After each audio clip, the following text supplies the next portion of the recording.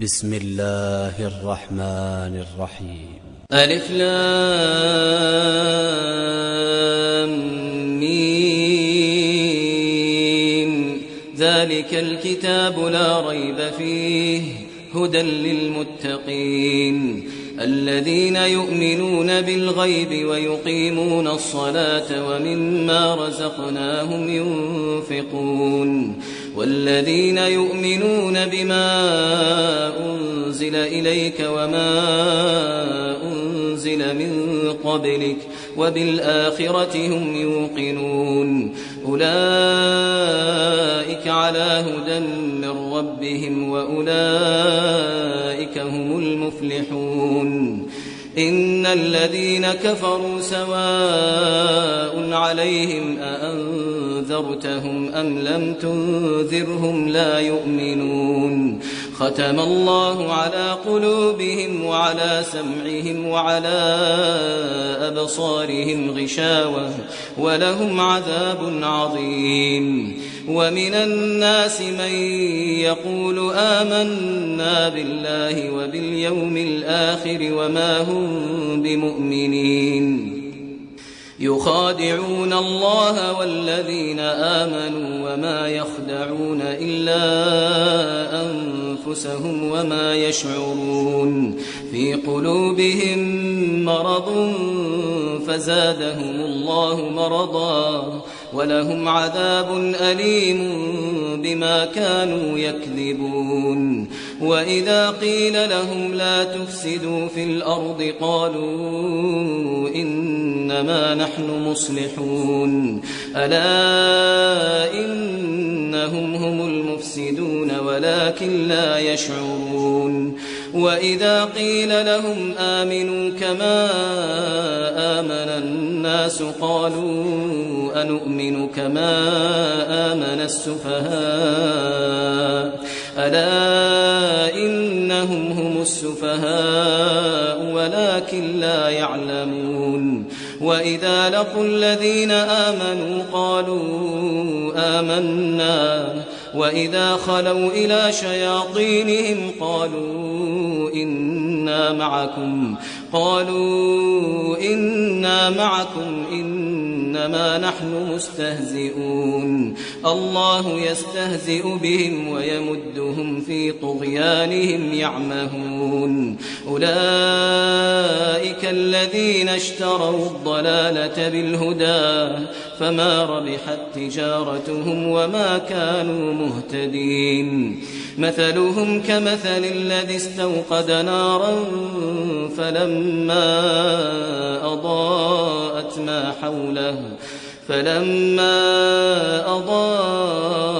ما حوله ذهب الله بنورهم وتركهم في ظلمات لا يبصرون. صم بكم عمي فهم لا يرجعون. أو كصيب من السماء فيه ظلمات ورعد وبرق يجعلون أصابعهم في آذانهم من الصواعق حذر الموت والله محيط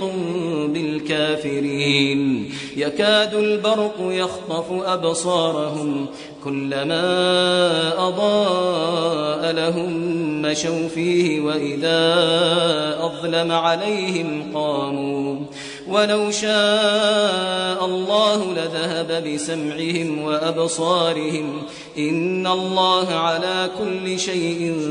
قدير. يا أيها الناس اعبدوا ربكم الذي خلقكم والذين من قبلكم لعلكم تتقون. الذي جعل لكم الأرض فراشا والسماء بناء وأنزل من السماء ماء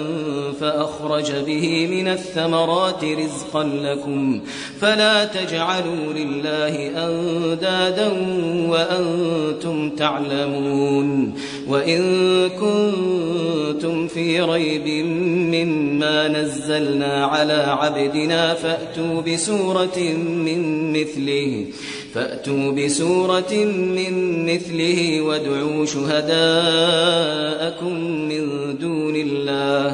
وادعوا شهداءكم من دون الله إن كنتم صادقين فإن لم تفعلوا ولن تفعلوا فاتقوا النار التي وقودها الناس والحجارة أعدت للكافرين وبشر الذين آمنوا وعملوا الصالحات أن لهم جنات تجري من تحتها الأنهار كلما رزقوا منها من ثمرة رزقا قالوا هذا الذي رزقنا من قبل وأتوا به متشابها ولهم فيها أزواج مطهرة وهم فيها خالدون إن الله لا يستحيي أن يضرب مثلا ما بعوضة فما فوقها فأما الذين آمنوا فيعلمون أنه الحق من ربهم وأما الذين كفروا فيقولون ماذا أراد الله بهذا مثلا يضل به كثيرا ويهدي به كثيرا وما يضل به إلا الفاسقين الذين ينقضون عهد الله من بعد ميثاقه ويقطعون ما أمر الله به أن يوصل ويفسدون في الأرض أولئك هم الخاسرون كيف تكفرون بالله وكنتم أمواتا فأحياكم ثم يميتكم ثم يحييكم ثم إليه ترجعون هو الذي خلق لكم ما في الأرض جميعا ثم استوى إلى السماء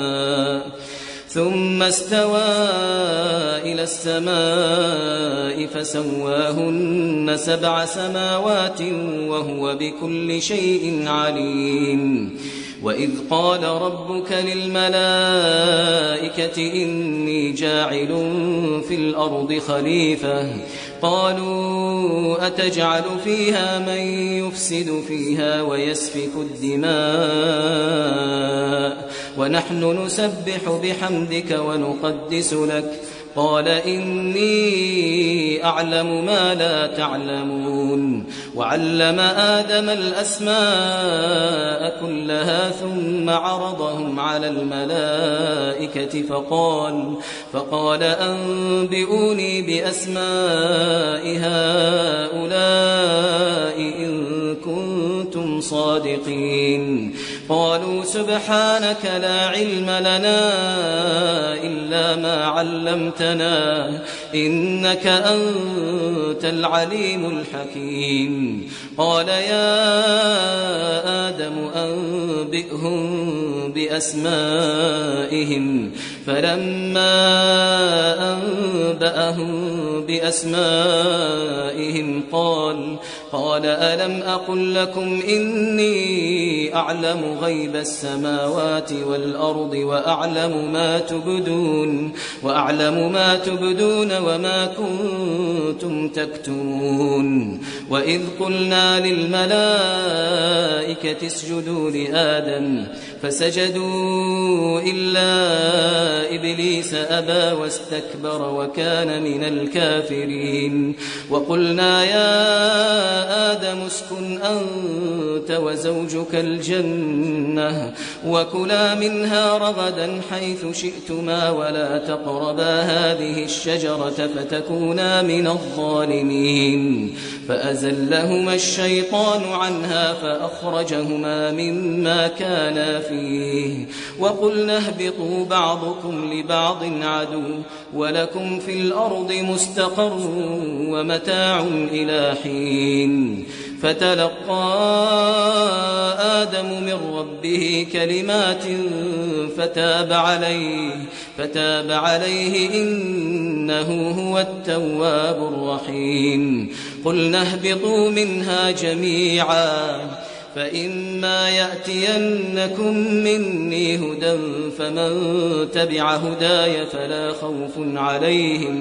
فلا خوف عليهم ولا هم يحزنون والذين كفروا وكذبوا بآياتنا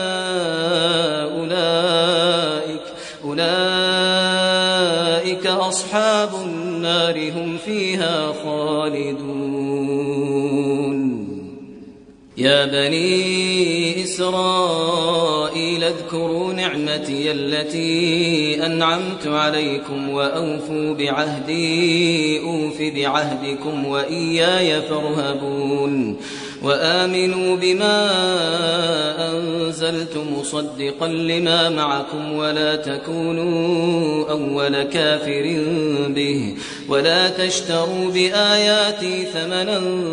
قليلا وإياي فاتقون ولا تلبسوا الحق بالباطل وتكتموا الحق وأنتم تعلمون وأقيموا الصلاة وآتوا الزكاة واركعوا مع الراكعين أتأمرون الناس بالبر وتنسون أنفسكم وأنتم تتلون الكتاب أفلا تعقلون واستعينوا بالصبر والصلاة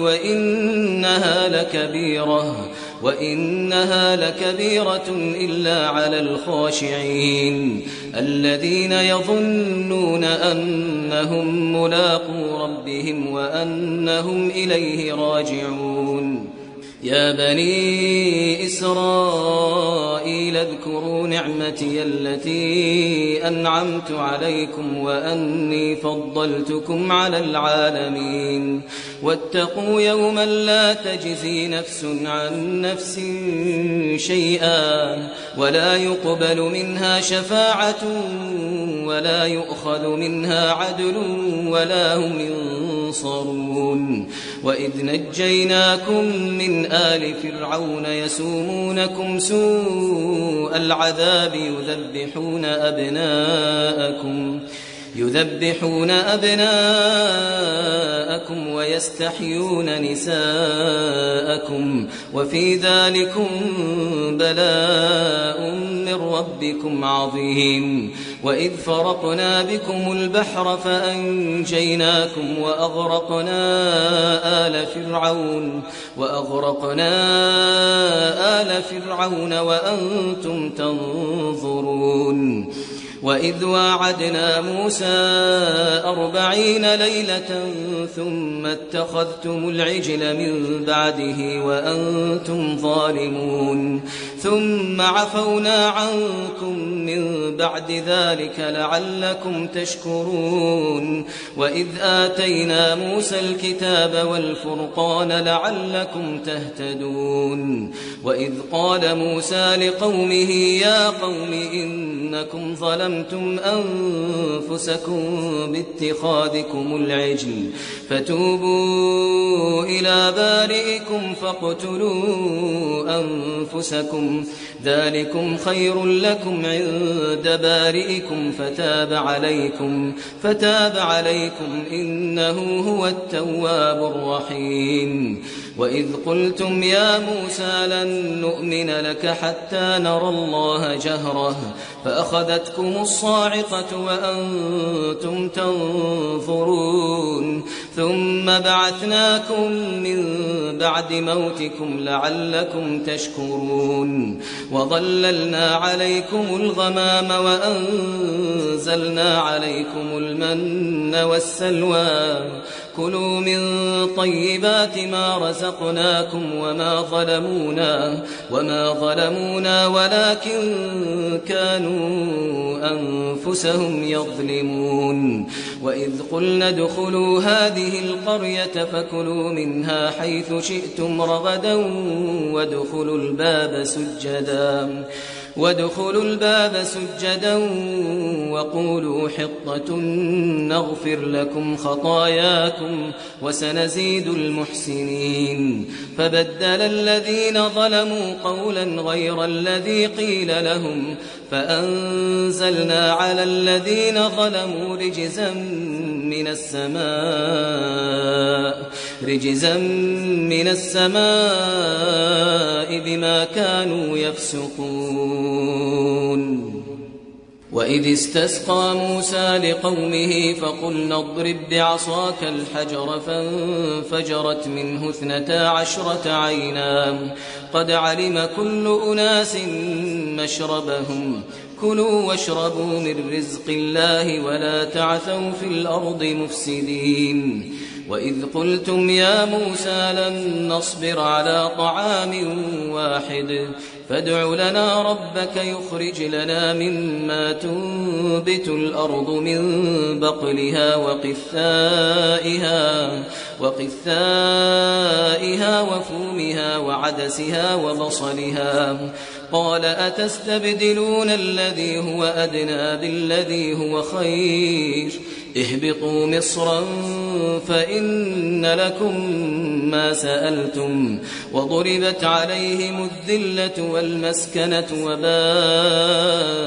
بغضب من الله ذلك بأنهم كانوا يكفرون بآيات الله ويقتلون النبيين بغير الحق ذلك بما عصوا وكانوا يعتدون. إن الذين آمنوا والذين هادوا والنصارى والصابئين من آمن بالله واليوم الآخر وعمل صالحا فلهم أجرهم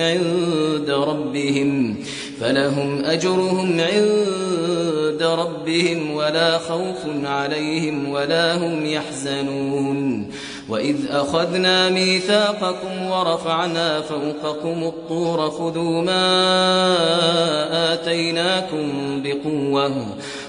ما آتيناكم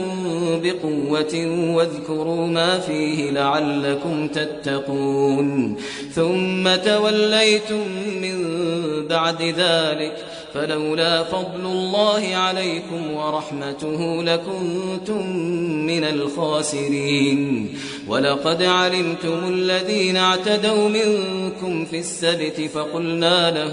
فقلنا لهم كونوا قردة خاسئين فجعلناها نكالا لما بين يديها وما خلفها وموعظة للمتقين. وإذ قال موسى لقومه إن الله يأمركم أن تذبحوا بقرة قالوا أتتخذنا هزوا قال أعوذ بالله أن أكون من الجاهلين. قالوا ادع لنا ربك يبين لنا ما هي قال إنه يقول إنها بقرة لا فارض ولا بكر عوان بين ذلك فافعلوا ما تؤمرون. قالوا ادع لنا ربك يبين لنا ما لونها قال إنه يقول إنها بقرة صفراء فاقع لونها تسر الناظرين. قالوا ادع لنا ربك يبين لنا ما هي إن البقرة شابه علينا وإنا إن شاء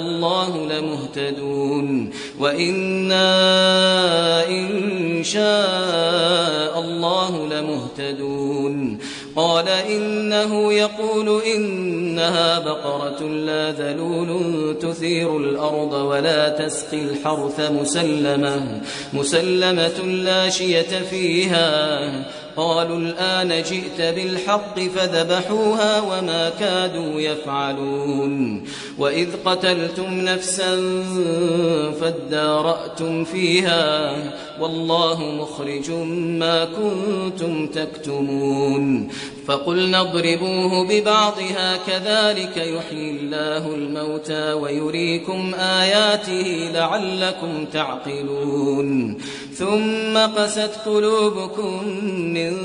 بعد ذلك فهي كالحجارة أو أشد قسوة وإن من الحجارة لما يتفجر منه الأنهار وإن منها لما يشقق فيخرج منه الماء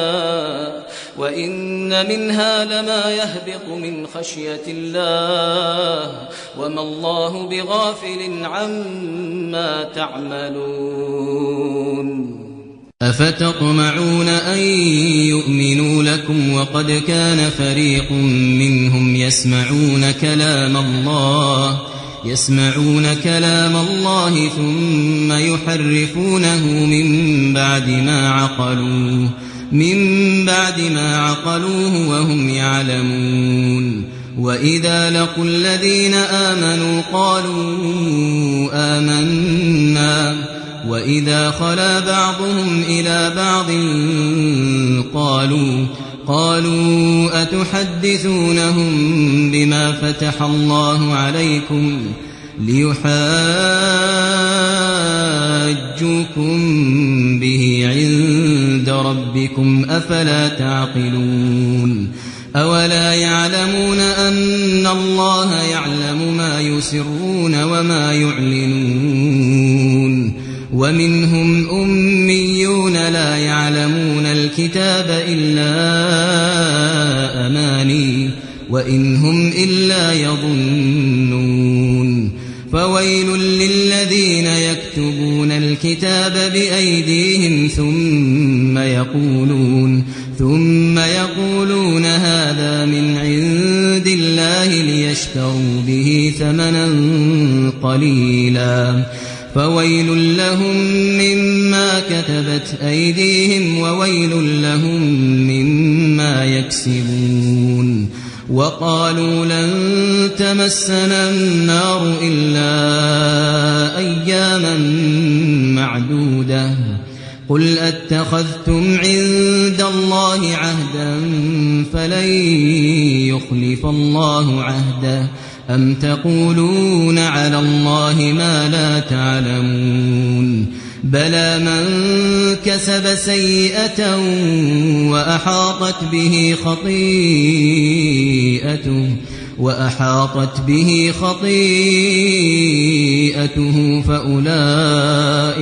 فأولئك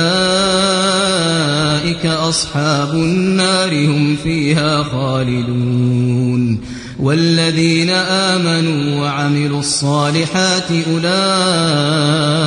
أصحاب الجنة هم فيها خالدون وإذ أخذنا ميثاق بني إسرائيل لا تعبدون إلا الله وبالوالدين إحسانا وذي القربى واليتامى والمساكين وقولوا للناس حسنا وأقيموا الصلاة وآتوا الزكاة ثم توليتم إلا قليلا منكم وأنتم معرضون وإذ أخذنا ميثاقكم لا تسفكون دماءكم ولا تخرجون أنفسكم من دياركم ثم أقررتم وأنتم تشهدون ثم أنتم هؤلاء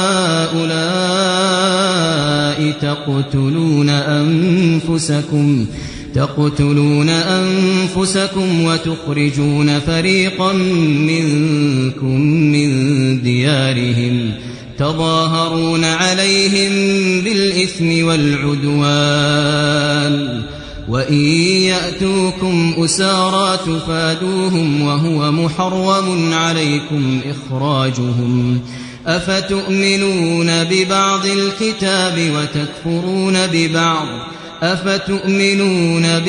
الكتاب وتكفرون ببعض فما جزاء من يفعل ذلك منكم إلا خزي في الحياة الدنيا ويوم القيامة يردون إلى أشد العذاب وما الله بغافل عما تعملون أولئك الذين اشتروا الحياة الدنيا بالآخرة فلا يخفف عنهم العذاب ولا هم ينصرون ولقد آتينا موسى الكتاب وقفينا من بعده بالرسل وآتينا عيسى ابن مريم البينات وأيدناه بروح القدس أفكلما جاءكم رسول بما لا تهوى أنفسكم استكبرتم ففريقا كذبتم وفريقا تقتلون وقالوا قلوبنا غلف بل لعنهم الله بكفرهم فقليلا ما يؤمنون ولما جاءهم كتاب من عند الله مصدق لما معهم وكانوا من قبل يستفتحون على الذين كفروا فلما جاءهم ما عرفوا كفروا به فلعنة الله على الكافرين بئس ما اشتروا به أنفسهم أن يكفروا بما أنزل الله بغيا أن ينزل الله من فضله على من يشاء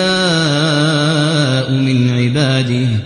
فباءوا بغضب على غضب وللكافرين عذاب مهين وإذا قيل لهم آمنوا بما أنزل الله قالوا نؤمن بما أنزل علينا ويكفرون بما وراءه وهو الحق مصدقا لما معهم قل فلم تقتلون أنبياء الله من قبل إن كنتم مؤمنين ولقد جاءكم موسى بالبينات ثم اتخذتم العجل من بعده وأنتم ظالمون وإذ أخذنا ميثاقكم ورفعنا فوقكم الطور خذوا ما آتيناكم بقوة واسمعوا قالوا سمعنا وعصينا وأشربوا في قلوبهم العجل بكفرهم قل بئس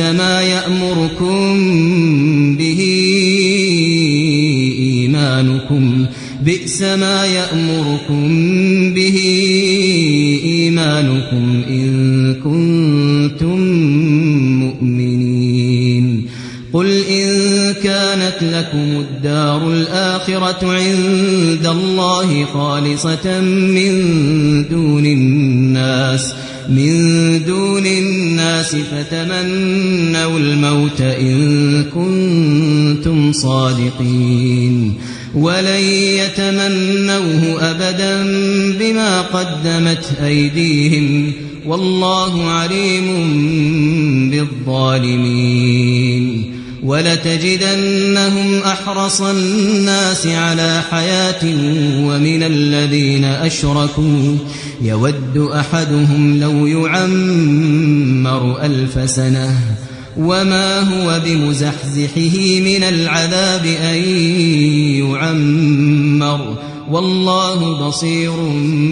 بما يعملون قل من كان عدوا لجبريل فإنه نزله على قلبك بإذن الله مصدقا لما بين يديه وهدى وبشرى للمؤمنين من كان عدوا لله وملائكته ورسله وجبريل وميكال فإن الله عدو للكافرين ولقد أنزلنا إليك آيات بينات وما يكفر بها إلا الفاسقون أوكلما عاهدوا عهدا نبذه فريق منهم بل أكثرهم لا يؤمنون ولما جاءهم رسول من عند الله مصدق لما معهم نبذ فريق من الذين أوتوا الكتاب كتاب الله وراء ظهورهم كأنهم لا يعلمون واتبعوا ما تتلو الشياطين على ملك سليمان وما كفر سليمان ولكن الشياطين كفروا يعلمون الناس السحر وما أنزل على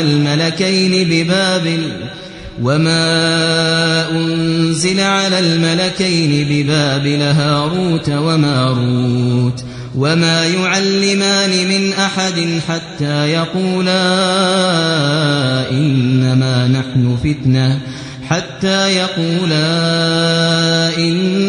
نحن فتنة فلا تكفر فيتعلمون منهما ما يفرقون به بين المرء وزوجه وما هم بضارين به من أحد إلا بإذن الله ويتعلمون ما يضرهم ولا ينفعهم ولقد علموا لمن اشتراه ما له في الآخرة من خلاق ولبئس ما شروا به أنفسهم لو كانوا يعلمون ولو أنهم آمنوا واتقوا لمثوبة من عند الله خير لو كانوا يعلمون يا أيها الذين آمنوا لا تقولوا راعنا وقولوا انظرنا واسمعوا وللكافرين عذاب أليم ما يود الذين كفروا من أهل الكتاب ولا المشركين أن ينزل عليكم من خير من ربكم والله يختص برحمته من يشاء والله ذو الفضل العظيم ما ننسخ من آية أو ننسها نأتي بخير منها أو مثلها ألم تعلم أن الله على كل شيء قدير ألم تعلم أن الله له ملك السماوات والأرض وما لكم من دون الله من ولي ولا نصير أم تريدون أن تسألوا رسولكم كما سئل موسى من قبل ومن يتبدل الكفر بالإيمان فقد ضل سواء السبيل ود كثير من أهل الكتاب لو يردونكم من بعد إيمانكم كفارا حسدا من عند أنفسهم من بعد ما تبين لهم الحق فاعفوا واصفحوا حتى يأتي الله بأمره إن الله على كل شيء قدير وأقيموا الصلاة وآتوا الزكاة وما تقدموا لأنفسكم من خير تجدوه عند الله إن الله بما تعملون بصير وقالوا لن يدخل الجنة إلا من كان هودا أو نصارى تلك أمانيهم قل هاتوا برهانكم إن كنتم صادقين بلى من أسلم وجهه لله وهو محسن فله أجره عند ربه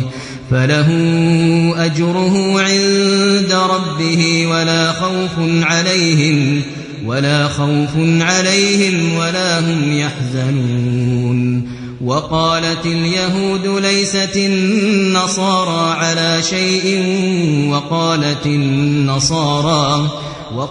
النصارى ليست اليهود على شيء وهم يتلون الكتاب كذلك قال الذين لا يعلمون مثل قولهم فالله يحكم بينهم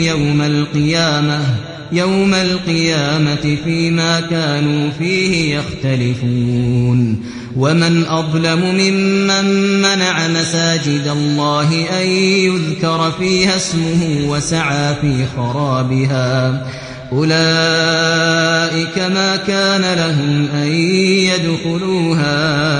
إلا خائفين لهم في الدنيا خزي ولهم في الآخرة عذاب عظيم ولله المشرق والمغرب فأينما تولوا فثم وجه الله إن الله واسع عليم وقالوا اتخذ الله ولدا سبحانه بل له ما في السماوات والأرض كل له قانتون بديع السماوات والأرض وإذا قضى أمرا فإنما يقول له كن فيكون وقال الذين لا يعلمون لولا يكلمنا الله أو تأتينا آية كذلك قال الذين من قبلهم مثل قولهم تشابهت قلوبهم قد بينا الآيات لقوم يوقنون إنا أرسلناك بالحق بشيرا ونذيرا ولا تسأل عن أصحاب الجحيم ولن ترضى عنك اليهود ولا النصارى حتى تتبع ملتهم قل إن هدى الله هو الهدى ولئن اتبعت أهواءهم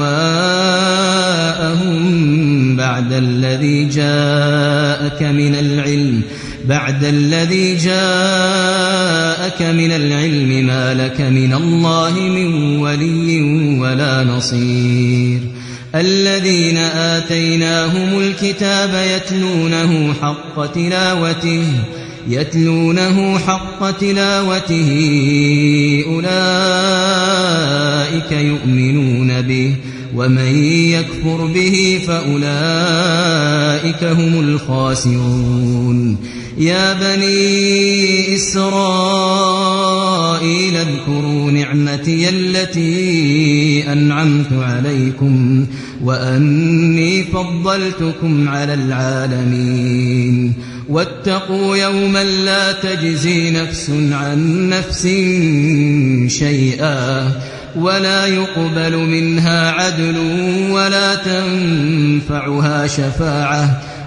يقبل منها عدل ولا تنفعها شفاعة ولا يقبل منها عدل ولا تنفعها شفاعة ولا هم ينصرون وإذ ابتلى إبراهيم ربه بكلمات فأتمهن قال إني جاعلك للناس إماما قال ومن ذريتي قال لا ينال عهد الظالمين وإذ جعلنا البيت مثابة للناس وأمنا واتخذوا من مقام إبراهيم مصلى وعهدنا إلى إبراهيم وإسماعيل أن طهرا بيتي للطائفين والعاكفين والركع السجود وإذ قال إبراهيم رب اجعل هذا بلدا آمنا وارزق أهله من الثمرات من آمن منهم بالله واليوم الآخر قال ومن كفر فأمتعه قليلا ثم أضطره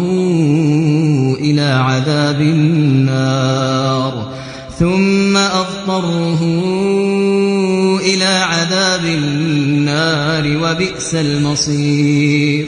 وإذ يرفع إبراهيم القواعد من البيت وإسماعيل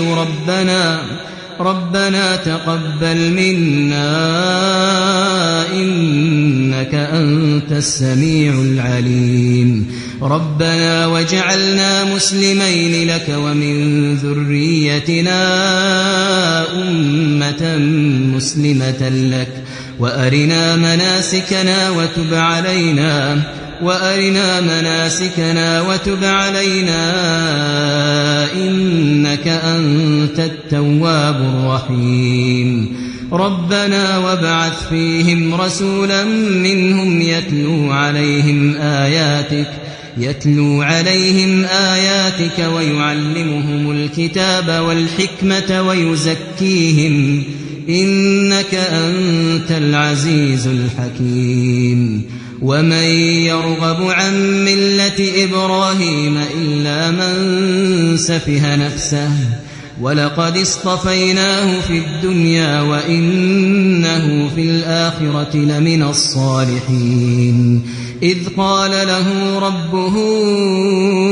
أسلم قال أسلمت لرب العالمين ووصى بها إبراهيم بنيه ويعقوب يا بني إن الله اصطفى لكم الدين فلا تموتن إلا وأنتم مسلمون أم كنتم شهداء إذ حضر يعقوب الموت إذ قال لبنيه ما تعبدون من بعدي قالوا نعبد إلهك وإله آبائك إبراهيم وإسماعيل وإسحاق إلها واحدا ونحن له مسلمون تلك أمة قد خلت لها ما كسبت ولكم ما كسبتم ولا تسألون عما كانوا يعملون وقالوا كونوا هودا أو نصارى تهتدوا قل بل ملة إبراهيم حنيفا وما كان من المشركين قولوا آمنا بالله وما أنزل إلينا وما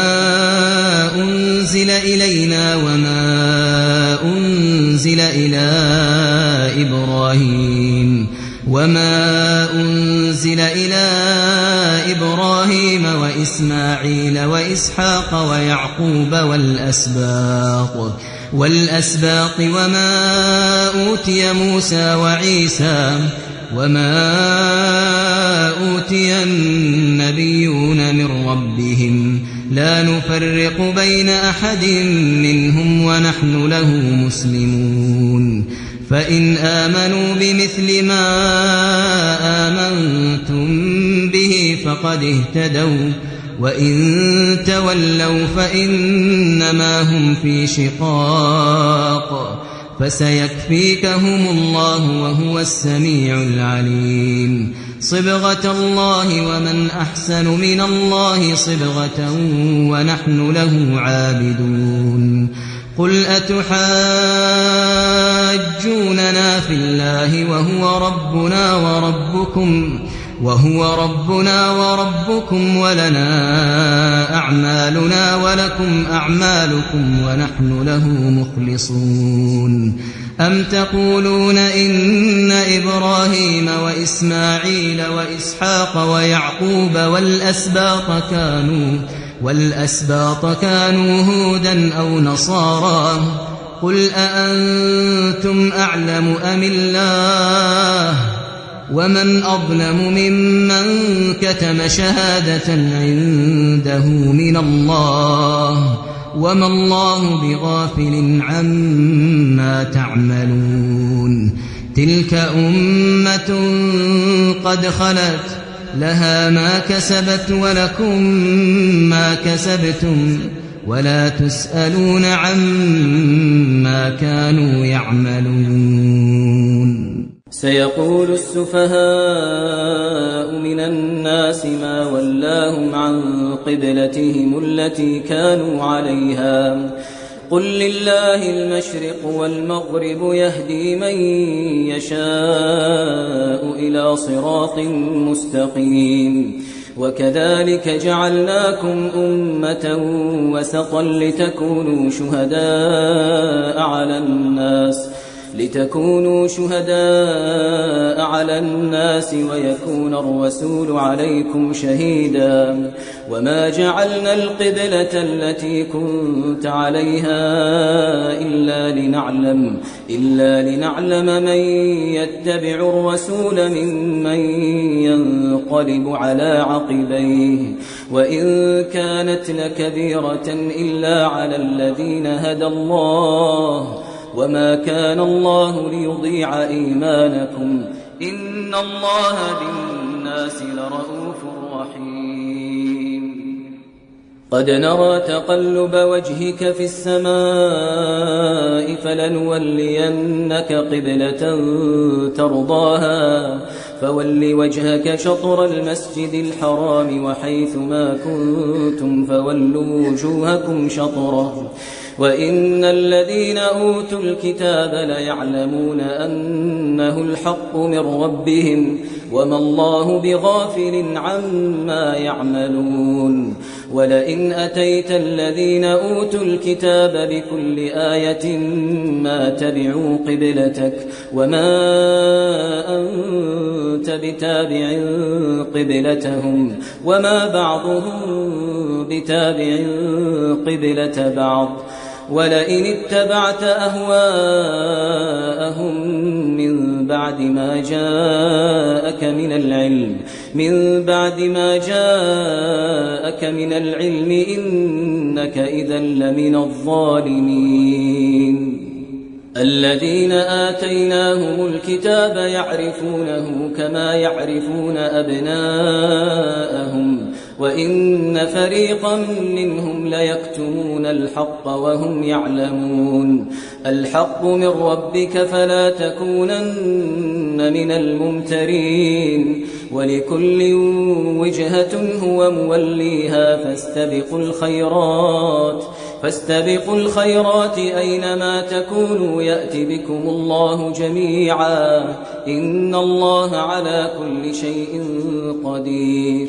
ومن حيث خرجت فول وجهك شطر المسجد الحرام وإنه للحق من ربك وما الله بغافل عما تعملون ومن حيث خرجت فول وجهك شطر المسجد الحرام وحيث ما كنتم فولوا وجوهكم شطره لئلا يكون للناس عليكم حجة إلا الذين ظلموا منهم فلا تخشوهم فاخشوهم واخشوني ولأتم نعمتي عليكم ولعلكم تهتدون كما أرسلنا فيكم رسولا منكم يتلو عليكم آياتنا ويزكيكم ويعلمكم الكتاب والحكمة ويعلمكم ما لم تكونوا تعلمون فاذكروني أذكركم واشكروا لي ولا تكفرون يا أيها الذين آمنوا استعينوا بالصبر والصلاة إن الله مع الصابرين ولا تقولوا لمن يقتل في سبيل الله أموات بل أحياء ولكن لا تشعرون ولنبلونكم بشيء من الخوف والجوع ونقص من الأموال والأنفس والثمرات وبشر الصابرين الذين إذا أصابتهم مصيبة قالوا إنا لله وإنا إليه راجعون أولئك عليهم صلوات من ربهم ورحمة وأولئك هم المهتدون إن الصفا والمروة من شعائر الله فمن حج البيت أو اعتمر فلا جناح عليه أن يطوف بهما ومن تطوع خيرا فإن الله شاكر عليم إن الذين يكتمون ما أنزلنا من البينات والهدى من بعد ما بيناه للناس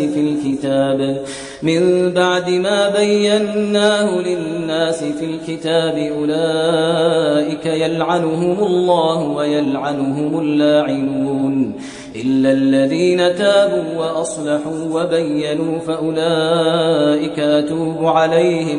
فأولئك أتوب عليهم وأنا التواب الرحيم إن الذين كفروا وماتوا وهم كفار أولئك عليهم لعنة الله والملائكة والناس أجمعين خالدين فيها لا يخفف عنهم العذاب ولا هم ينظرون وإلهكم إله واحد لا إله إلا هو الرحمن الرحيم إن في خلق السماوات والأرض واختلاف الليل والنهار والفلك التي تجري في البحر بما ينفع الناس وما أنزل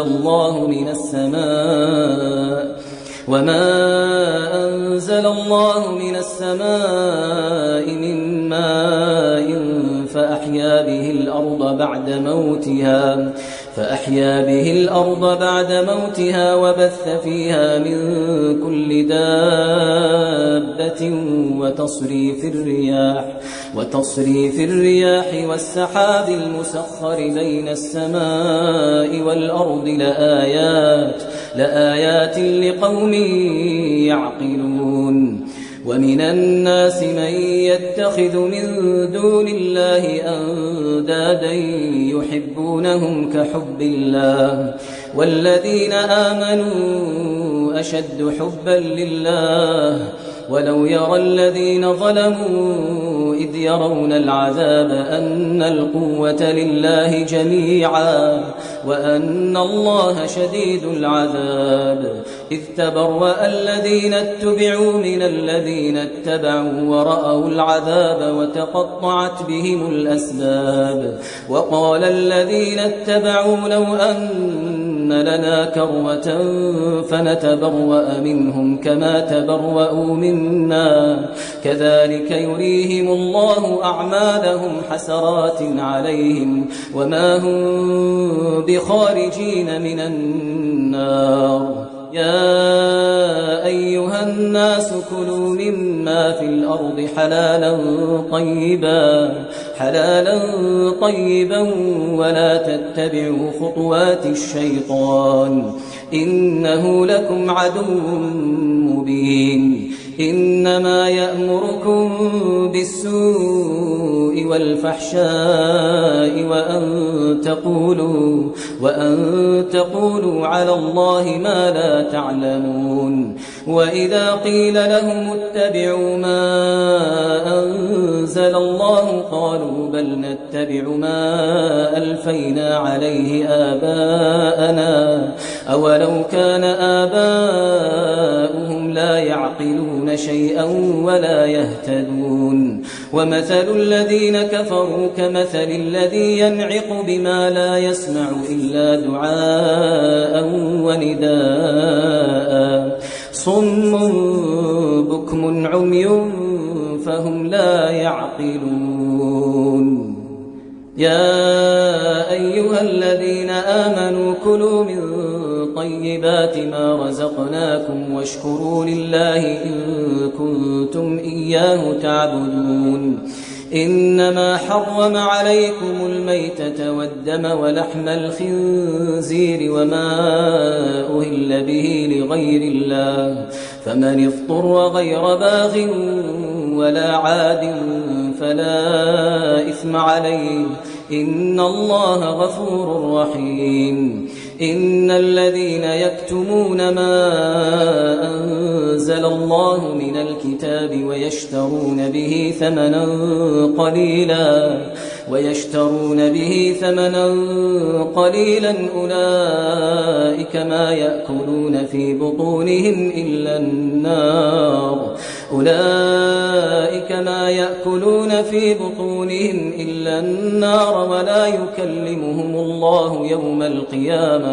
ولا يكلمهم الله يوم القيامة ولا يزكيهم ولهم عذاب أليم أولئك الذين اشتروا الضلالة بالهدى والعذاب بالمغفرة فما أصبرهم على النار ذلك بأن الله نزل الكتاب بالحق وإن الذين اختلفوا في الكتاب لفي شقاق بعيد ليس البر أن تولوا وجوهكم قبل المشرق والمغرب ولكن البر من آمن بالله واليوم الآخر والملائكة والكتاب والنبيين وآتى المال على حبه ذوي القربى واليتامى والمساكين وابن السبيل والسائلين وفي الرقاب وأقام الصلاة وآتى الزكاة والموفون بعهدهم إذا عاهدوا والصابرين في البأساء والضراء وحين البأس أولئك الذين صدقوا وأولئك هم المتقون يا أيها الذين آمنوا كتب عليكم القصاص في القتلى الحر بالحر والعبد بالعبد والأنثى بالأنثى فمن عفي له من أخيه شيء فاتباع بالمعروف وأداء إليه بإحسان ذلك تخفيف من ربكم ورحمة فمن اعتدى بعد ذلك فله عذاب أليم ولكم في القصاص حياة يا أولي الألباب لعلكم تتقون كتب عليكم إذا حضر أحدكم الموت إن ترك خيرا الوصية للوالدين والأقربين بالمعروف حقا على المتقين فمن بدله بعدما سمعه فإنما إثمه على الذين يبدلونه إن الله سميع عليم فمن خاف من موص جنفا أو إثما فأصلح بينهم فلا إثم عليه إن الله غفور رحيم. يا أيها الذين آمنوا كتب عليكم الصيام كما كتب على الذين من قبلكم لعلكم تتقون أياما معدودات فمن كان منكم مريضا أو على سفر فعدة من أيام أخر وعلى الذين يطيقونه فدية طعام مسكين فمن تطوع خيرا فهو خير له وأن تصوموا خير لكم إن كنتم تعلمون. شهر رمضان الذي أنزل فيه القرآن هدى للناس وبينات من الهدى والفرقان فمن شهد منكم الشهر فليصمه ومن كان مريضا أو على سفر فعدة من أيام أخر يريد الله بكم اليسر ولا يريد بكم العسر ولتكملوا العدة ولتكبروا الله على ما هداكم ولعلكم تشكرون. وإذا سألك عبادي عني فإني قريب أجيب دعوة الداع إذا دعان فليستجيبوا لي وليؤمنوا بي لعلهم يرشدون. أحل لكم ليلة الصيام الرفث إلى نسائكم هن لباس لكم وأنتم لباس لهن علم الله أنكم كنتم تختانون أنفسكم فتاب عليكم وعفى عنكم فالآن باشروهن وابتغوا ما كتب الله لكم وكلوا واشربوا حتى يتبين لكم الخيط الأبيض من الخيط الأسود من الفجر ثم أتموا الصيام إلى الليل ولا تباشروهن وأنتم عاكفون في المساجد تلك حدود الله فلا تقربوها كذلك يبين الله آياته للناس لعلهم يتقون. ولا تأكلوا أموالكم بينكم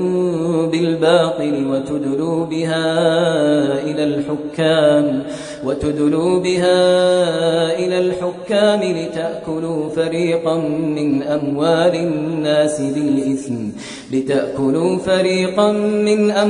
الناس بالإثم وأنتم تعلمون. يسألونك عن الأهلة قل هي مواقيت للناس والحج وليس البر بأن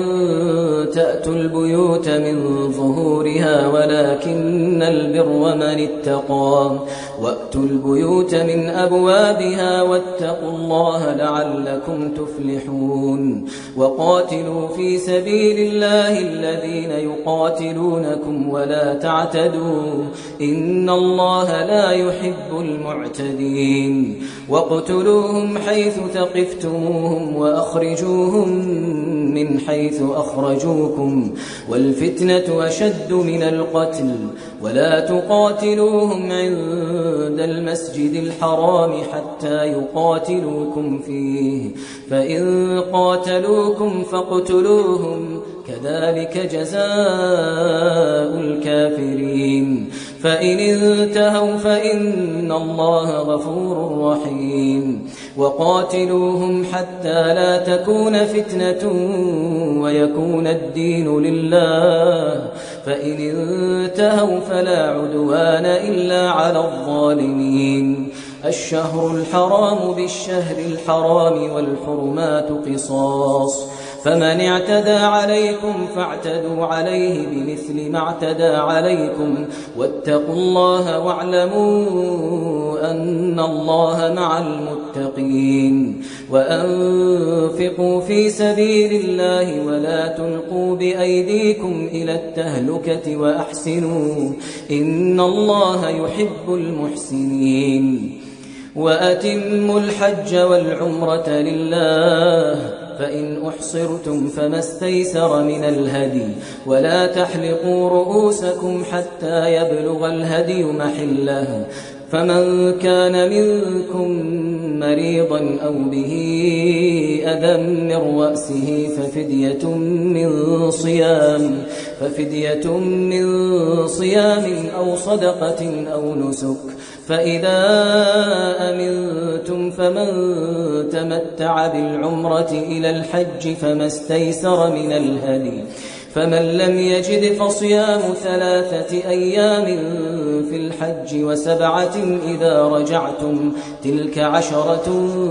كاملة ذلك لمن لم يكن أهله حاضر المسجد الحرام واتقوا الله واعلموا أن الله شديد العقاب الحج أشهر معلومات فمن فرض فيهن الحج فلا رفث ولا فسوق ولا جدال في الحج وما تفعلوا من خير يعلمه الله وتزودوا فإن خير الزاد التقوى واتقون يا أولي الألباب ليس عليكم جناح أن تبتغوا فضلا من ربكم فإذا أفضتم من عرفات فاذكروا الله عند المشعر الحرام واذكروه كما هداكم وإن كنتم من قبله لمن الضالين ثم أفيضوا من حيث أفاض الناس واستغفروا الله إن الله غفور رحيم فإذا قضيتم مناسككم فاذكروا الله كذكركم آباءكم أو أشد ذكرا فمن الناس من يقول ربنا آتنا في الدنيا وما له في الآخرة من خلاق ومنهم من يقول ربنا آتنا في الدنيا حسنة وفي الآخرة حسنة وقنا عذاب النار أولئك لهم نصيب مما كسبوا والله سريع الحساب واذكروا الله في أيام معدودات فمن تعجل في يومين فلا إثم عليه ومن تأخر فلا إثم عليه لمن اتقى واتقوا الله واعلموا أنكم إليه تحشرون ومن الناس من يعجبك قوله في الحياة الدنيا ويشهد الله على ما في قلبه وهو ألد الخصام وإذا تولى سعى في الأرض ليفسد فيها ويهلك الحرث والنسل والله لا يحب الفساد وإذا قيل له اتق الله أخذته العزة بالإثم فحسبه جهنم ولبئس المهاد ومن الناس من يشري نفسه ابتغاء مرضات الله والله رؤوف بالعباد يا أيها الذين آمنوا ادخلوا في السلم كافة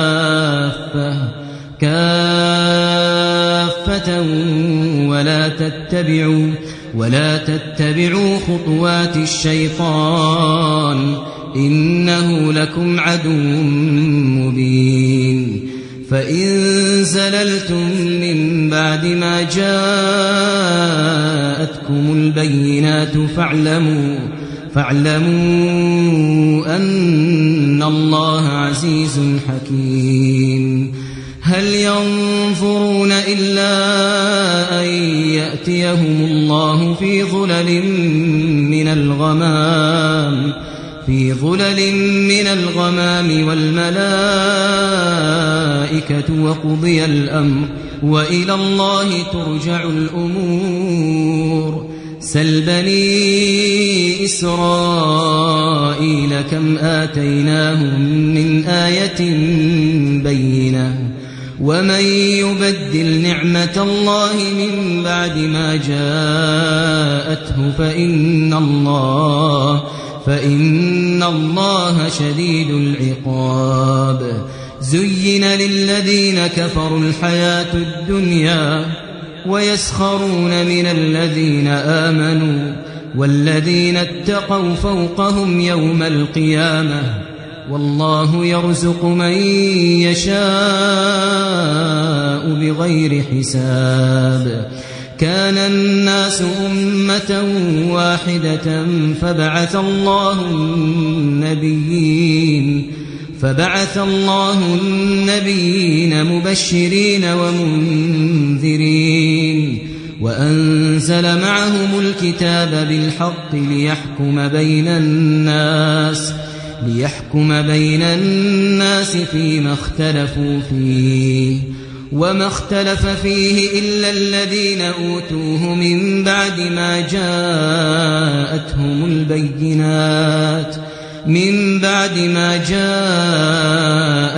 البينات بغيا بينهم فهدى الله الذين آمنوا لما اختلفوا فيه من الحق بإذنه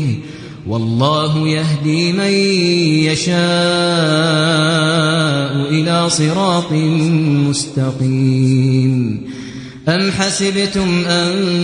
تدخلوا الجنة ولما يأتكم مثل الذين خلوا من قبلكم مستهم البأساء والضراء وزلزلوا حتى يقول الرسول والذين آمنوا معه متى نصر الله ألا إن نصر الله قريب. يسألونك ماذا ينفقون قل ما أنفقتم من خير فللوالدين والأقربين واليتامى والمساكين وابن السبيل وما تفعلوا من خير فإن الله به عليم. كتب عليكم القتال وهو كره لكم وعسى أن تكرهوا شيئا وهو خير لكم وعسى أن تحبوا شيئا وهو شر لكم والله يعلم وأنتم لا تعلمون. يسألونك عن الشهر الحرام قتال فيه قل قتال فيه كبير وصد عن سبيل الله وكفر به والمسجد الحرام وإخراج أهله منه أكبر عند الله والفتنة أكبر من القتل ولا يزالون يقاتلونكم حتى يردوكم عن دينكم إن استطاعوا ومن يرتدد منكم عن دينه فيمت وهو كافر فأولئك حبطت أعمالهم في الدنيا والآخرة وأولئك أصحاب النار هم فيها خالدون. إن الذين آمنوا والذين هاجروا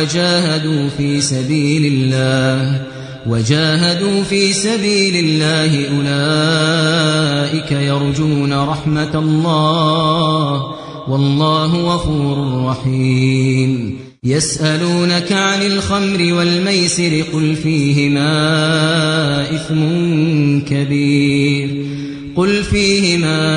إثم كبير ومنافع للناس وإثمهما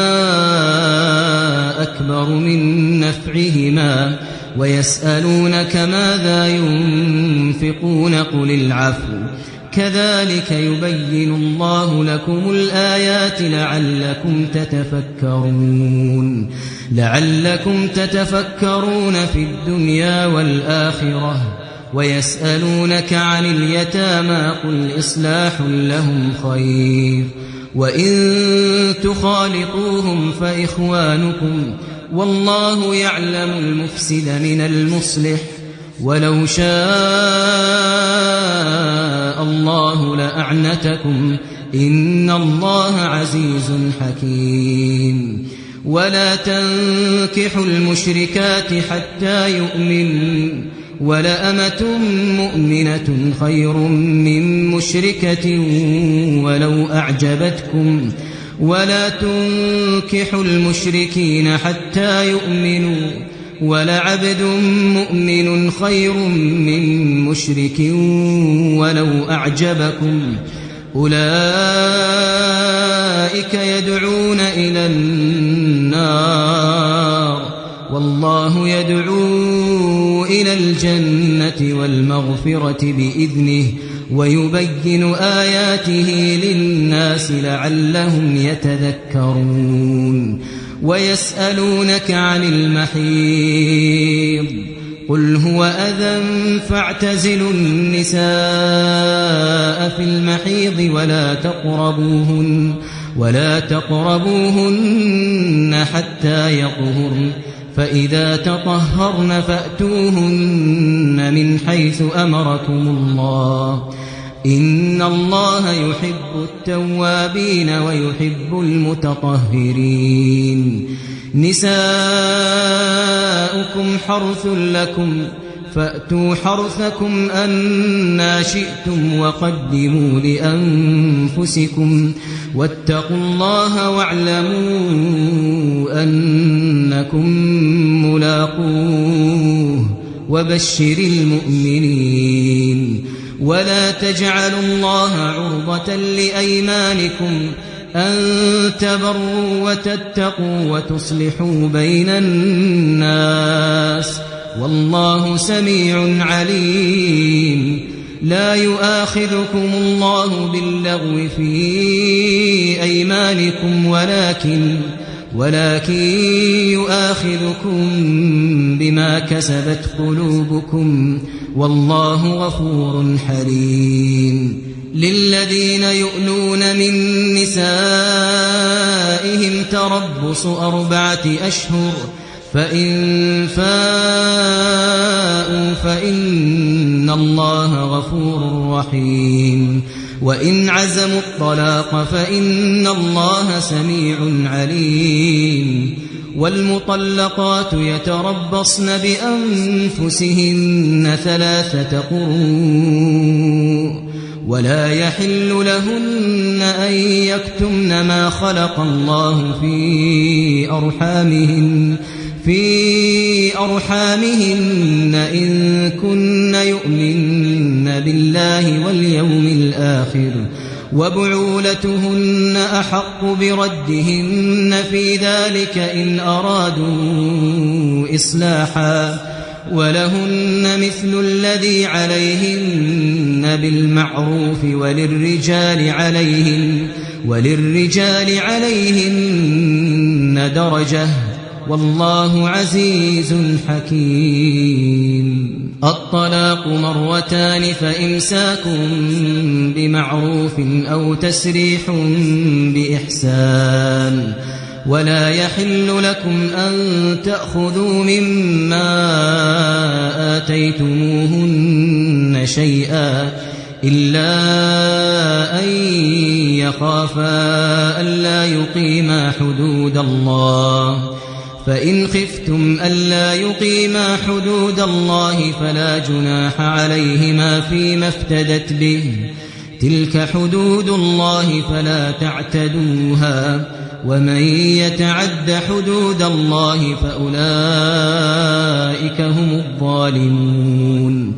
فإن طلقها فلا تحل له من بعد حتى تنكح زوجا غيره فإن طلقها فلا جناح عليهما أن يتراجعا إن ظنا أن يقيما حدود الله وتلك حدود الله يبينها لقوم يعلمون وإذا طلقتم النساء فبلغن أجلهن فأمسكوهن بمعروف أو سرحوهن بمعروف ولا تمسكوهن ضرارا لتعتدوا ومن يفعل ذلك فقد ظلم نفسه ولا تتخذوا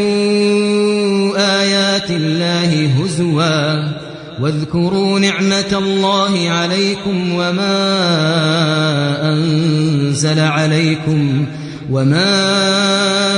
أنزل عليكم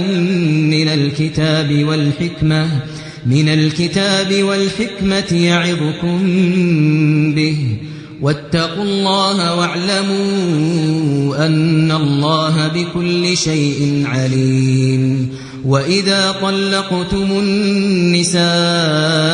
فبلغن أجلهن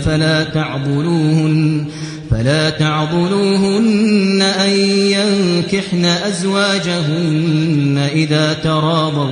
إذا تراضوا بينهم بالمعروف ذلك يوعظ به من كان منكم يؤمن بالله واليوم الآخر ذلكم أزكى لكم وأطهر والله يعلم وأنتم لا تعلمون والوالدات يرضعن أولادهن حولين كاملين لمن أراد أن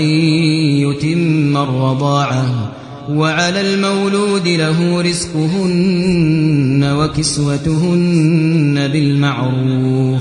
لا تكلف نفس إلا وسعها لا تضار والدة بولدها ولا مولود له بولده وعلى الوارث مثل ذلك فإن أرادا فصالا عن تراض منهما وتشاور فلا جناح عليهما وإن أردتم أن تسترضعوا أولادكم فلا جناح عليكم إذا سلمتم ما آتيتم بالمعروف واتقوا الله واعلموا أن الله بما تعملون بصير والذين يتوفون منكم ويذرون أزواجا يتربصن بأنفسهن 4 أشهر وعشرا فإذا بلغن أجلهن فلا جناح عليكم فيما فعلن في أنفسهن بالمعروف والله بما تعملون خبير ولا جناح عليكم فيما عرفتم به من خطبة النساء أو أكننتم في أنفسكم علم الله أنكم ستذكرونهن ولكن لا تواعدوهن سرا إلا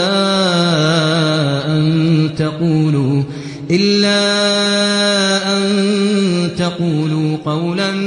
معروفا ولا تعزموا عقدة النكاح حتى يبلغ الكتاب أجله واعلموا أن الله يعلم ما في أنفسكم فاحذروه واعلموا أن الله غفور حليم لا جناح عليكم إن طلقتم النساء ما لم تمسوهن أو تفرضوا لهن فريضة ومتعوهن على الموسع قدره وعلى المقتر قدره متاعا بالمعروف حقا على المحسنين وإن طلقتموهن من قبل أن تمسوهن وقد فرضتم لهن فريضة فنصف ما فرضتم إلا أن يعفون أو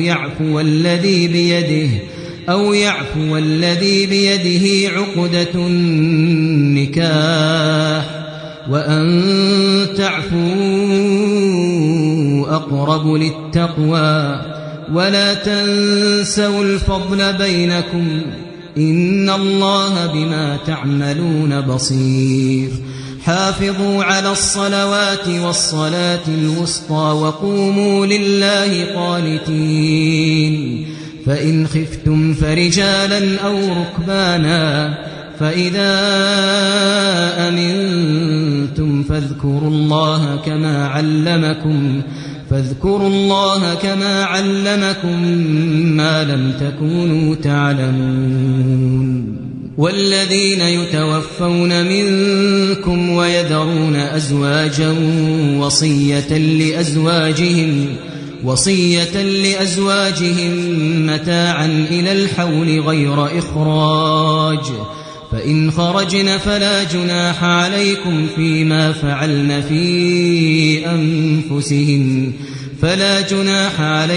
فيما فعلن في أنفسهن من معروف والله عزيز حكيم وللمطلقات متاع بالمعروف حقا على المتقين كذلك يبين الله لكم آياته لعلكم تعقلون ألم تر إلى الذين خرجوا من ديارهم وهم ألوف حذر الموت فقال لهم الله موتوا ثم أحياهم إن الله لذو فضل على الناس ولكن أكثر الناس لا يشكرون وقاتلوا في سبيل الله واعلموا أن الله سميع عليم من ذا الذي يقرض الله قرضا حسنا فيضاعفه له أضعافا كثيرة والله يقبض ويبسط وإليه ترجعون ألم تر إلى الملأ من بني إسرائيل من بعد موسى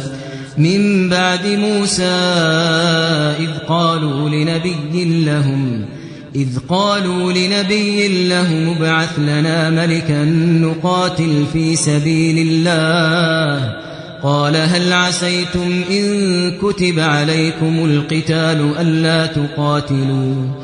قالوا وما لنا ألا نقاتل في سبيل الله وقد أخرجنا من ديارنا وأبنائنا فلما كتب عليهم القتال تولوا إلا قليلا منهم والله عليم بالظالمين وقال لهم نبيهم إن الله قد بعث لكم طالوت ملكا قالوا أنى يكون له الملك علينا ونحن أحق بالملك منه ولم يؤت سعة من المال قال إن الله اصطفاه عليكم وزاده بسطة في العلم والجسم والله يؤتي ملكه من يشاء والله واسع عليم وقال لهم نبيهم إن آية ملكه أن يأتيكم التابوت فيه سكينة من ربكم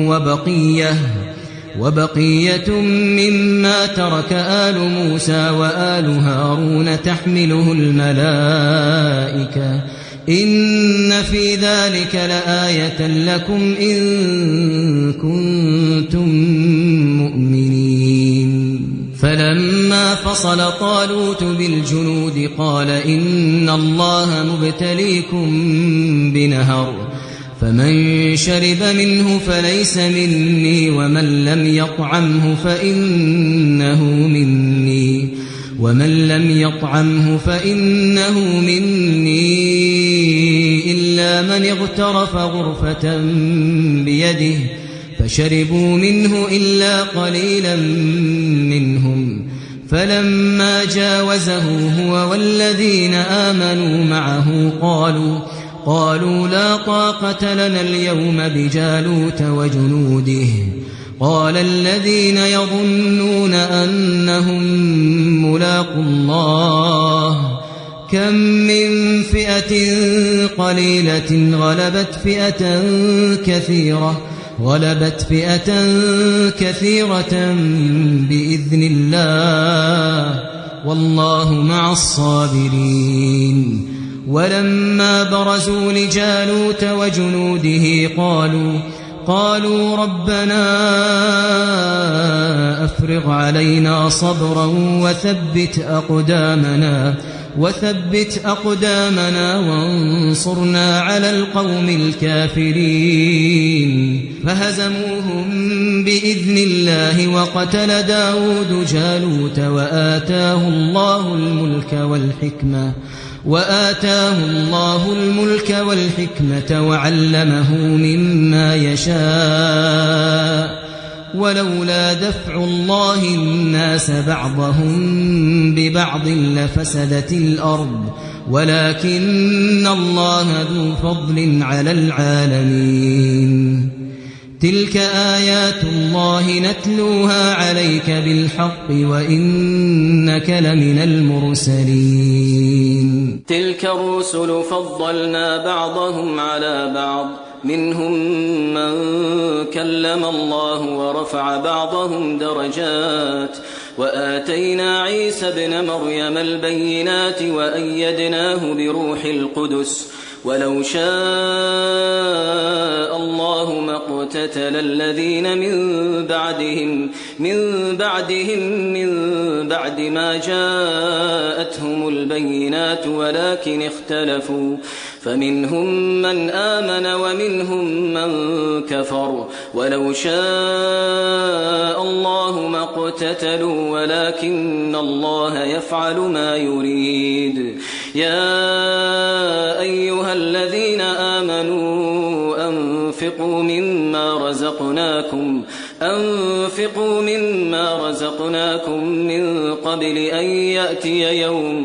من قبل أن يأتي يوم لا بيع فيه ولا خلة ولا شفاعة والكافرون هم الظالمون الله لا إله إلا هو الحي القيوم لا تأخذه سنة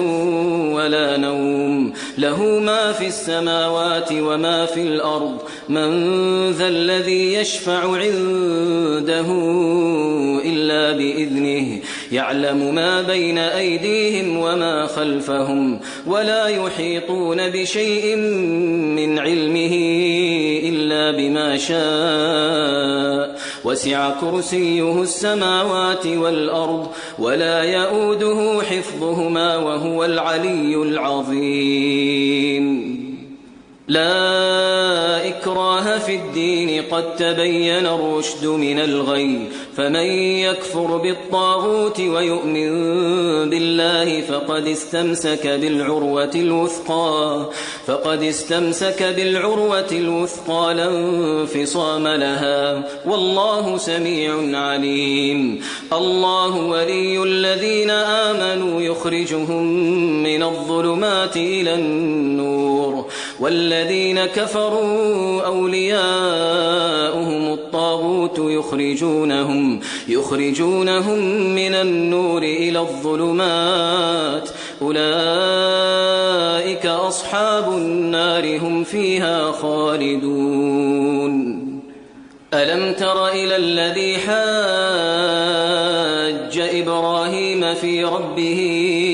أن آتاه الله الملك إذ قال إبراهيم ربي الذي يحيي ويميت قال أنا أحيي وأميت قال إبراهيم فإن الله يأتي بالشمس من المشرق فأت بها من المغرب فبهت الذي كفر والله لا يهدي القوم الظالمين أو كالذي مر على قرية وهي خاوية على عروشها قال أنى يحيي هذه الله بعد موتها فأماته الله 100 عام ثم بعثه قال كم لبثت قال لبثت يوما أو بعض يوم قال بل لبثت 100 عام فانظر إلى طعامك وشرابك لم يتسنه وانظر إلى حمارك ولنجعلك آية للناس وانظر إلى العظام كيف ننشزها ثم نكسوها لحما فلما تبين له قال أعلم أن الله على كل شيء قدير وإذ قال إبراهيم رب أرني كيف تحيي الموتى قال أولم تؤمن قال بلى ولكن ليطمئن قلبي قال فخذ 4 من الطير فصرهن إليك ثم اجعل على كل جبل منهن جزءا ثم ادعهن يأتينك سعيا واعلم أن الله عزيز حكيم مثل الذين ينفقون أموالهم في سبيل الله كمثل حبة أنبتت 7 سنابل في كل سنبلة 100 حبة والله يضاعف لمن يشاء والله واسع عليم الذين ينفقون أموالهم في سبيل الله ثم لا يتبعون ما أنفقوا منا ولا أذى لهم أجرهم عند ربهم ولا خوف عليهم ولا هم يحزنون قول معروف ومغفرة خير من صدقة يتبعها أذى والله غني حليم يا أيها الذين آمنوا لا تبطلوا صدقاتكم بالمن والأذى كالذي ينفق ماله رئاء الناس ولا يؤمن بالله واليوم الآخر فمثله كمثل صفوان عليه تراب فأصابه وابل فتركه صلدا لا يقدرون على شيء مما كسبوا والله لا يهدي القوم الكافرين ومثل الذين ينفقون أموالهم ابتغاء مرضات الله وتثبيتا من أنفسهم كمثل جنة بربوة أصابها وابل فآتت أكلها ضعفين فإن لم يصبها وابل فطل والله بما تعملون بصير أيود أحدكم أن تكون له جنة من نخيل وأعناب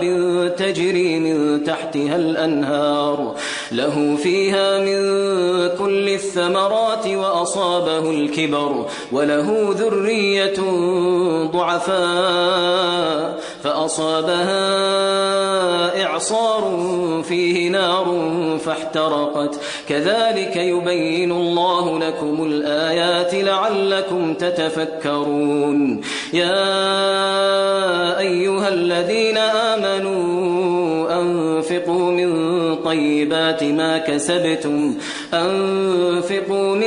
طيبات ما كسبتم ومما أخرجنا لكم من الأرض ولا تيمموا الخبيث منه تنفقون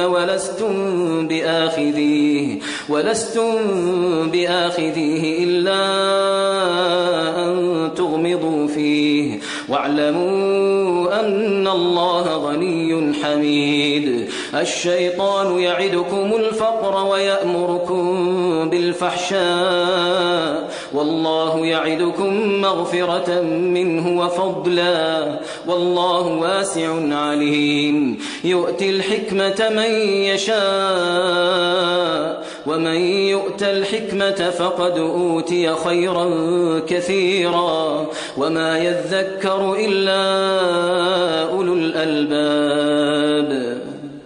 وما أنفقتم من نفقة أو نذرتم من نذر فإن الله يعلمه وما للظالمين من أنصار إن تبدوا الصدقات فنعما هي وإن تخفوها وتؤتوها الفقراء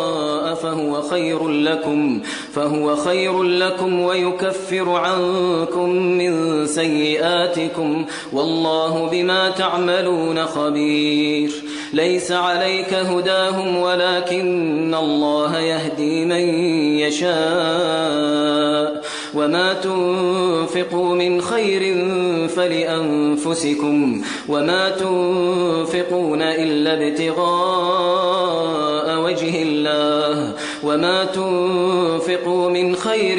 يوفى إليكم وأنتم لا تظلمون للفقراء الذين أحصروا في سبيل الله لا يستطيعون ضربا في الأرض يحسبهم الجاهل أغنياء من التعفف تعرفهم بسيماهم لا يسألون الناس إلحافا وما تنفقوا من خير فإن الله به عليم الذين ينفقون أموالهم بالليل والنهار سرا وعلانية فلهم أجرهم عند ربهم ولا خوف عليهم ولا هم يحزنون الذين يأكلون الربا لا يقومون إلا كما يقوم الذي يتخبطه الشيطان من المس ذلك بأنهم قالوا إنما البيع مثل الربا وأحل الله البيع وحرم الربا فمن جاءه موعظة من ربه فانتهى فله ما سلف وأمره إلى الله ومن عاد فأولئك أصحاب النار هم فيها خالدون يمحق الله الربا ويربي الصدقات والله لا يحب كل كفار أثيم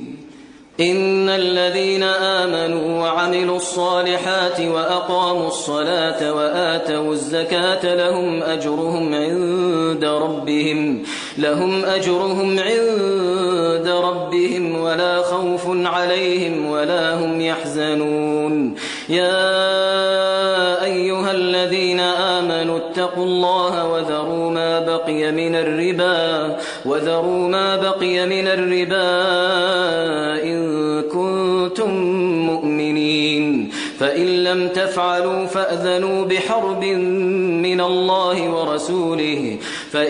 تفعلوا فأذنوا بحرب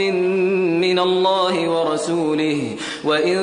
تبتم فلكم رؤوس أموالكم لا تظلمون ولا تظلمون وإن كان ذو عسرة فنظرة إلى ميسرة وأن تصدقوا خير لكم إن كنتم تعلمون واتقوا يوما ترجعون فيه إلى الله ثم توفى كل نفس ما كسبت وهم لا يظلمون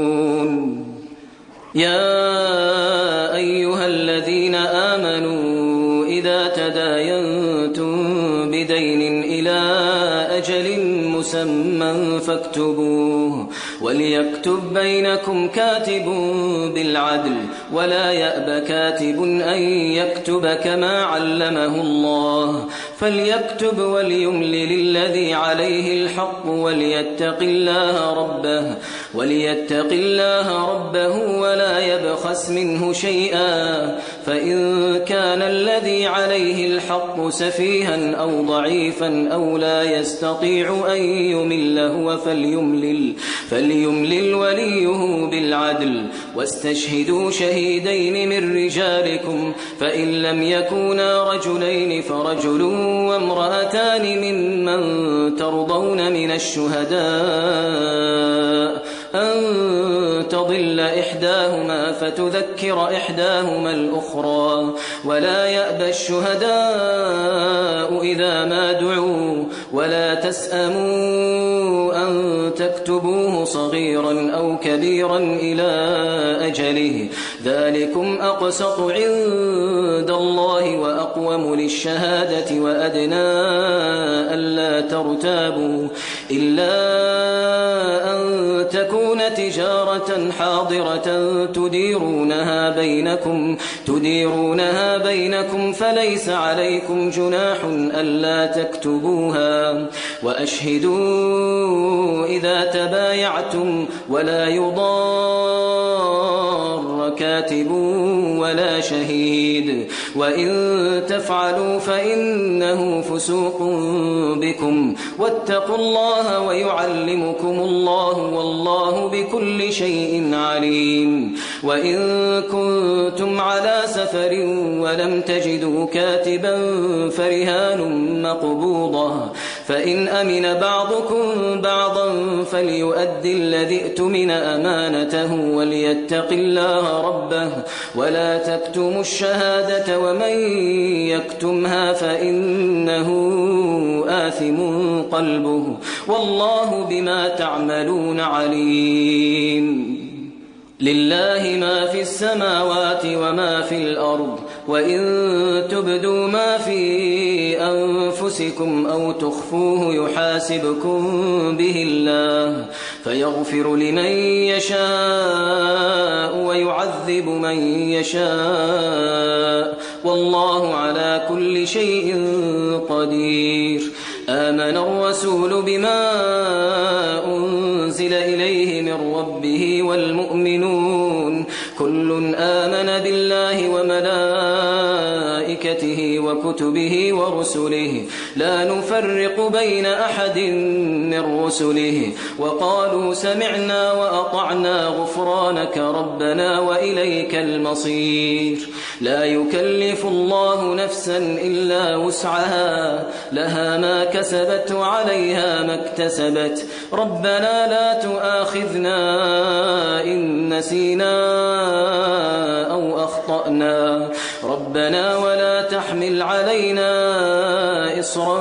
كما حملته على الذين من قبلنا ربنا ولا تحملنا ما لا طاقة لنا به واعف عنا واغفر لنا وارحمنا أنت مولانا فانصرنا على القوم الكافرين